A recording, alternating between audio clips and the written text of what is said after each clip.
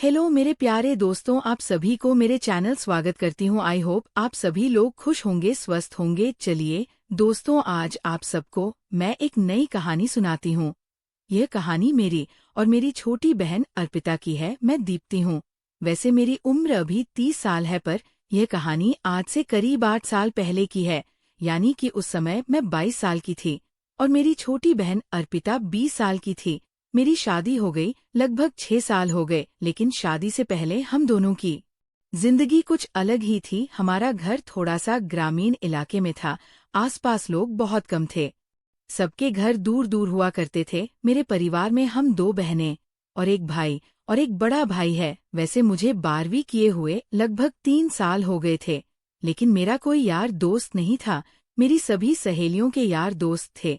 मेरी समस्या ये थी कि हमारे घर दूर दूर होते हैं, किसी से मिलने का मौका तो नहीं मिलता है। स्कूल कॉलेज के टाइम में दोनों भाई साथ में रहता था, जिसे किसी लड़के से दोस्ती तक करना आसान नहीं था। पड़ोस में भी ऐसा कोई लड़का नहीं था जिससे बात की जा सके। उस समय पापा जॉब करते थे और मेरे दोनों भाई जॉब के लिए बाहर ही रहता था, तो घर में हम दोनों बहनें और मम्मी ही रहते थे। हम दोनों बहनें आपस में मस्ती मजाक करते थे, रात को साथ में ही सोते थे। सब घर दूर दूर होने के कारण काफी दर्द भी रहता था। हमारे से नजदीक घर में मेरे पापा के दोस्त यानी कि कमलेश चाचा का घर था, जो लगभग 1 किलोमीटर दूर था। कमलेश चाचा का एक लड़का और एक लड़की थी। चाचा जी खुद टीचर है और चाची भी टीचर है। मेरी और दीपक की बहुत अच्छी दोस्ती थी। हम बचपन में साथ ही खेलते थे, साथ ही पढ़ते थे, कभी कभी मजाक मस्ती भी करते थे। बचपन में हम दूल्हा दुल्हन का खेल भी खूब खेलते थे।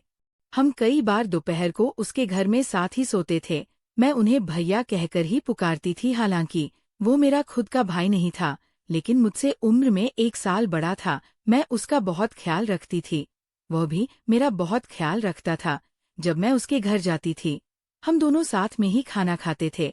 इतना लाडला था, जो अपनी सगी बहन का भी नहीं था जितना वह मेरा था। वह कई बार मेरी गोदी में सिर रखकर सोता था और मेरी हर बात वह मानता था, लेकिन कभी भी मेरे मन में उसके प्रति गलत ख्याल नहीं थे।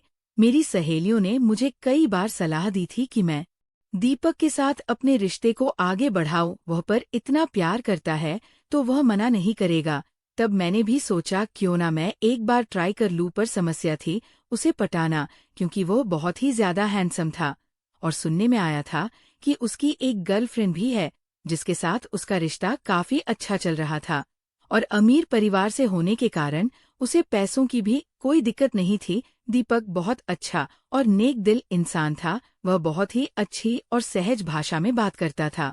एक बार हुआ ये था कि मेरी मम्मी भी 3-4 दिन के लिए मेरी नैनीहाल में गई थी, क्योंकि मेरी नानी का देहांत हो गया था। तो दीपक को मेरी मम्मी ने बोल दिया रात को हमारे घर ही सोना 3-4 दिन, क्योंकि दीप्ति अर्पिता अकेली है, उन दोनों को डर लगेगा। तो उसने हाँ कर दिया। मैं शाम को आ जाऊंगा। दिन में मेरी मम्मी 12 बजे चली गई। तब मैंने अर्पिता से कहा आज रात को दीपक के साथ फुल मस्ती करेंगे।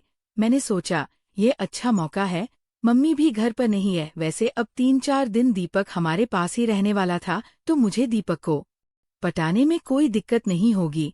बस दीपक को शक नहीं होना चाहिए। दीपक के आने से पहले मैंने उस दिन बहुत ही अच्छी सी ड्रेस पहनी थी और अर्पिता ने भी एक खूबसूरत से सलवार कुर्ता पहना था, जो हल्की पीली रंग की थी। मैं दिखने में सुंदर थी और बाल हमेशा खोल कर रखती थी, जो कि मेरी कमर तक आते थे।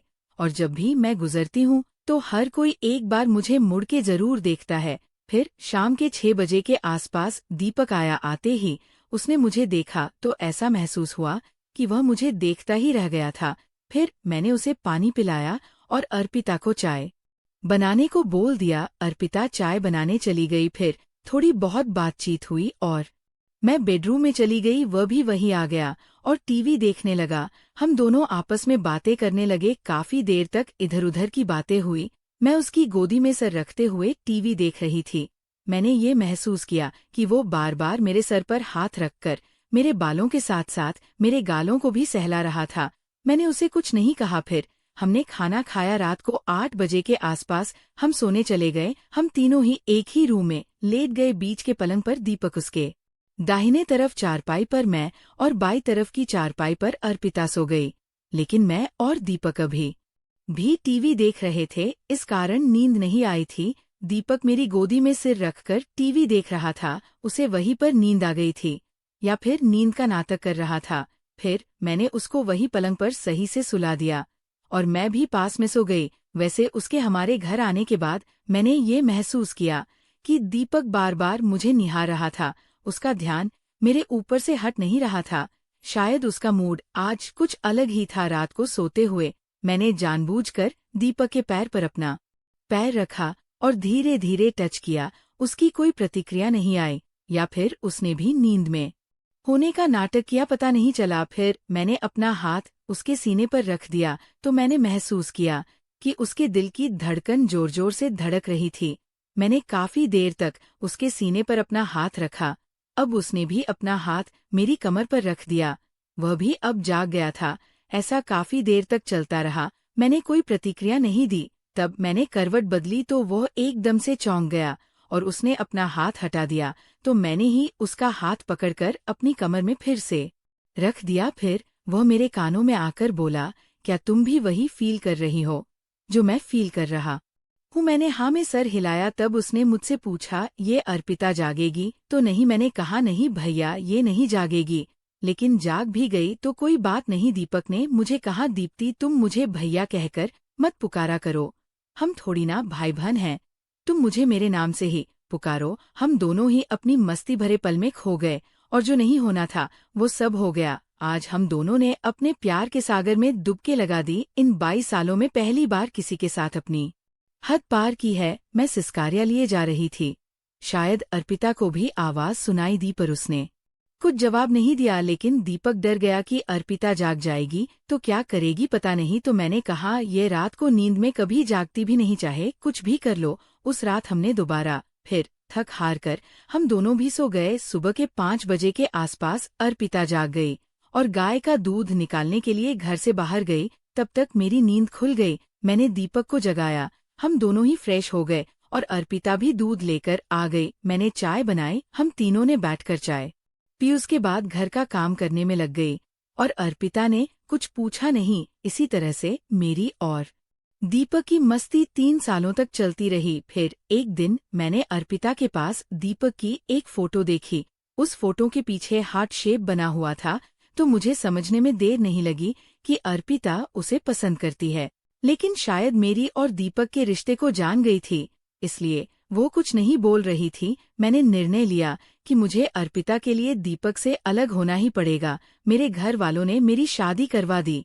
उसके कुछ दिनों बाद अर्पिता भी शादी करके अपने ससुराल चली गई। मुझे लगा था कि मेरी शादी हो जाने के बाद शायद अर्पिता और दीपक शादी कर लेंगे, लेकिन अर्पिता ने ऐसा कुछ नहीं किया। शादी के बाद जब भी मैं कभी घर आती हूँ तो दीपक के साथ पहले की तरह ही मस्ती किया करती हूँ, लेकिन अर्पिता ने शादी के बाद कभी दीपक की ओर मुड़कर भी नहीं देखा। मुझे भी बुरा लगा क्योंकि जिस बहन के लिए मैंने दीपक को छोड़ दिया था वो भी किसी और के साथ शादी करके चली गई। मैं अब 2 बच्चों की माँ भी बन गई हूँ, लेकिन हम दोनों का प्यार अभी भी है। तो दोस्तों, ये कहानी सुनने के बाद आप सबकी क्या राय है हमें कमेंट करके जरूर बताइए और साथ ही इस वीडियो को एक लाइक करें, चैनल को एक सब्सक्राइब करें और नोटिफिकेशन बेल को भी जरूर दबाएं ताकि अगली आप सबसे पहले आपको मिले। दोस्तों, आपके एक लाइक और सब्सक्राइब से बहुत ही मोटिवेशन मिलती है कि हम ऐसे ही कहानियाँ आप सबके समक्ष प्रस्तुत कर पाए। आप सब ने अपना कीमती समय निकालकर इस वीडियो को सुना, इसके लिए आप सभी को धन्यवाद करती हूँ। धन्यवाद दोस्तों।